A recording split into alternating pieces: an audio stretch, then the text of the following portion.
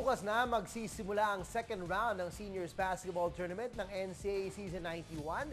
Sa first game, maghaharap ang defending champion San Beda Red Lions at ang Emilio Aguinaldo College Generals.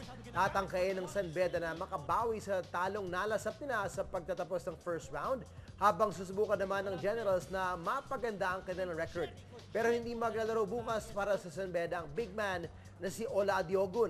Sinuspindi kasi ng NCAA board si Adiogun matapos itong mabasag ang glass door ng kanilang dugout noong halftime ng laro ng San Beda kontra sa Arellano.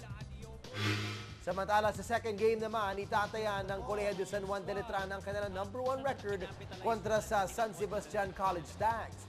#1 ngayon sa standings ang Letran na may 8-1 record, habang susubukan ng Baste na makaangat muli mula sa lower half ng team standings.